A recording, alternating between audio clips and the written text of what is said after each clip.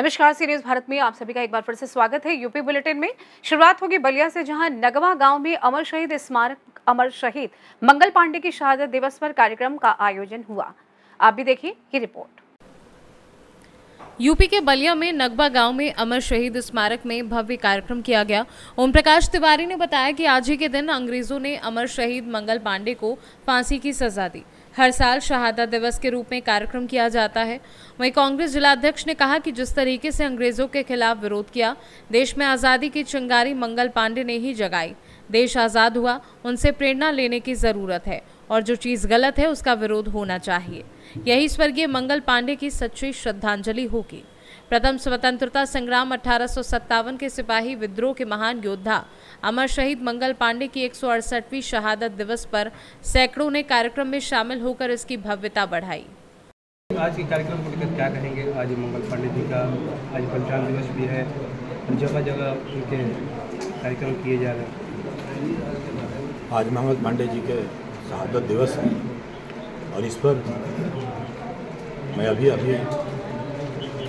अपने संबोधन में मैंने कहा कि जिस तरह से मंगल पांडे जी ने अंग्रेजों के खिलाफ आवाज़ उठाया, विरोध किया, देश की आज़ादी की चिंगारी वहीं से जगी, देश आज़ाद हुआ। उनसे प्रेरणा लेने की जरूरत है। जो चीज़ गलत है, गलत का विरोध करना हमारा कर्तव्य बनता है और यही सच्ची श्रद्धांजलि हमारी मंगल पांडे जी के होगा कि उनसे प्रेरणा लेने की जरूरत आज के समाज के नौजवानों को। क्या कहेंगे, किस तरीके से उनके विचार थे मंगल पांडे जी का? मंगल पांडे जी देश की आज़ादी के लिए जिस तरह से उन्होंने चिंगारी फूंकी, आज बलिया का इतिहास मंगल पांडे जी के नाम से बलिया जाना जाता है और वहीं से उनके ही चिंगारी से देश आजाद हुआ और आज बलिया का मान सम्मान पूरे हिंदुस्तान में बड़े गर्व से लिया जाता है। जी, आज किस तरह का कार्यक्रम का आयोजन किया गया था और क्या कहेंगे? ये आज मंगल पांडे के 168वां शहादत दिवस है। आज ही के दिन अंग्रेजों ने मंगल पांडे को फांसी दी थी और ये नगवा गांव उनका पैतृक गांव है। यहाँ उनका स्मारक है और यहाँ कार्यक्रम हर साल आयोजित होता है। सर, जिस तरह देखा जाता है कि हर साल भव्य कार्यक्रम होता है, लेकिन इस बार कुछ शट आउट किया गया, आखिर क्या कारण होता है? नहीं, शट आउट नहीं हुआ। बगल में इंटर कॉलेज और डिग्री कॉलेज, यहाँ डीएलएड की परीक्षा चल रही है, तो परीक्षा बाधित न हो इसलिए बाहर कार्यक्रम नहीं किया और माइक का वॉल्यूम कम करके इस कार्यक्रम को किया गया। कार्यक्रम करना है। कार्यक्रम के माध्यम से संदेश क्या रहेगा सर, गांव के क्षेत्रों में और पूरे बलिया के लोगों में क्या संदेश रहेगा? कार्यक्रम के माध्यम से हम लोग चाहते हैं कि सामाजिक समरसता बना रहे, हमारा संविधान सुरक्षित रहे और देश की एकता अखंडता अक्षुण्ण रहे। बलिया से सी न्यूज संवाददाता आनंद दुबे की रिपोर्ट। अगली खबर इटावा से है, जहां पर इटावा में समाजवादी पार्टी के नेता प्रोफेसर रामगोपाल यादव के खिलाफ भाजपा नेता संगीत सोम के द्वारा दिए गए बयान का पार्टी के कार्यकर्ताओं ने जमकर किया विरोध प्रदर्शन। देखिए। इटावा में समाजवादी पार्टी के राष्ट्रीय महासचिव रामगोपाल यादव के खिलाफ भाजपा नेता संगीत सोम द्वारा दिए गए बयान को सपा के गढ़ में पार्टी ने नेता एवं कार्यकर्ताओं ने संगीत सोम के खिलाफ जमकर नारेबाजी की। वहीं डीएम को संबोधित ज्ञापन अतिरिक्त मजिस्ट्रेट को दिया। सपा जिलाध्यक्ष ने कहा कि भाजपा नेता के द्वारा जो राष्ट्रीय महासचिव रामगोपाल यादव के खिलाफ बयान दिया है वो निंदनीय है। जो गाय काटने की फैक्ट्री चलाता है, जो प्रोफेसर के लिए अपशब्द बोलता है, उसके खिलाफ हम लोगों ने प्रदर्शन किया है। आप लोगों ने देखा होगा कि भारतीय जनता पार्टी का एक छुटभैया नेता जिसका खुद का इतिहास बहुत खराब है, जो गाय के मांस का कारोबार करता है, जो स्लॉटर हाउस में पार्टनर है, वो जो खुद का अपना विधानसभा का चुनाव हार चुका है, जिसकी खुद की स्थिति अपनी खुद की पार्टी में बहुत ख़राब है, वो ऐसे सरस्वती पुत्र जिन पर आज तक कभी कोई उंगली ना उठा पाया हो, सारे लोग दलगत भावनाओं से ऊपर उठकर जिनका सम्मान करते हों, समाजवादी पार्टी के प्रमुख राष्ट्रीय महासचिव आदरणीय प्रोफेसर रामगोपाल जी के लिए अनर्गल टिप्पणी करने की थी।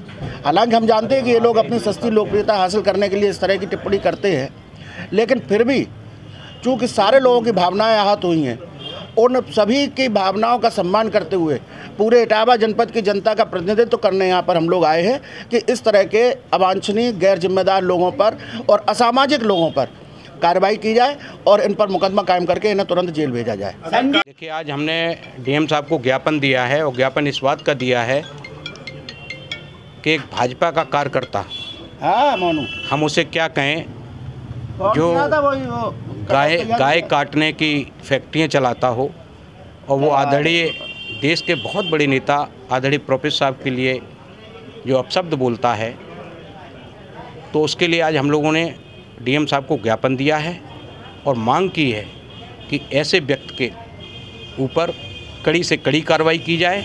और डीएम साहब ने हमें आश्वासन भी दिया है कि हम कार्रवाई ज़रूर करेंगे। लेकिन मैं आप लोगों को बता दें कि संगी सोम की कोई हैसियत नहीं है कि वो प्रोफ साहब के लिए अभी प्रोफ साहब एक बार उसकी तरफ निगाह उठा के देख लें तो पेंट गीला हो जाएगा।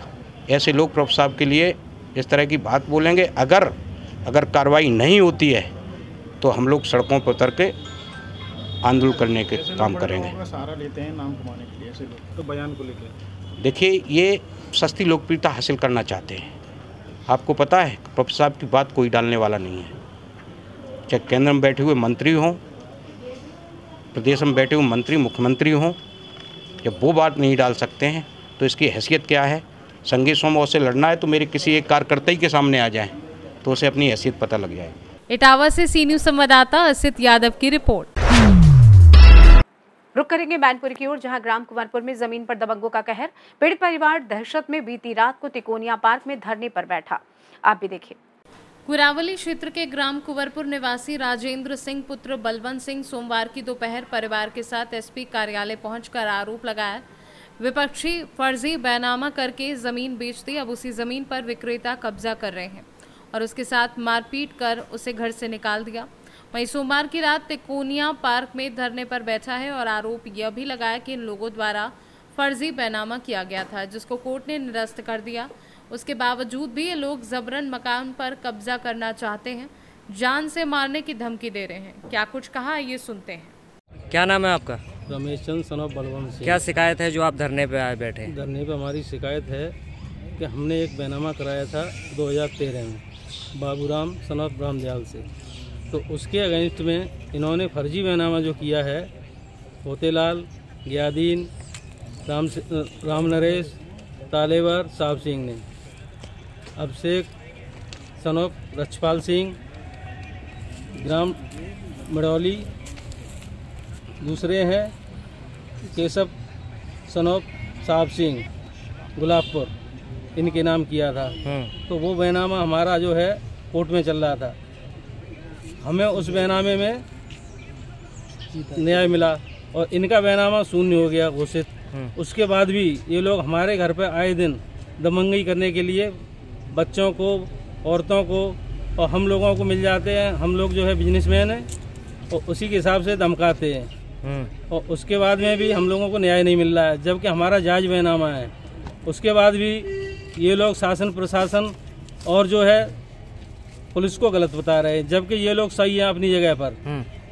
हमारी सुनी नहीं जा रही है क्योंकि जो सब पार्टियों में मिले हुए हैं, इसलिए अब किससे कैसे क्या कराते हैं वही इनकी चलती रहती है हमेशा जो है, जबकि जायज बैनामा वाले की सुनी नहीं जा रही है और नाजायज वाले की सुनी जा रही है, जिसका कोई हक नहीं।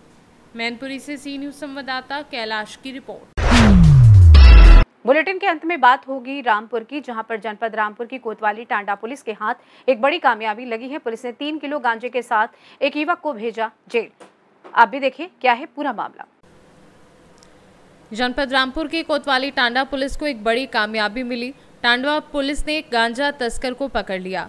तस्कर को न्यायालय के समक्ष पेश किया गया, जहां से उसे जेल भेज दिया जाएगा।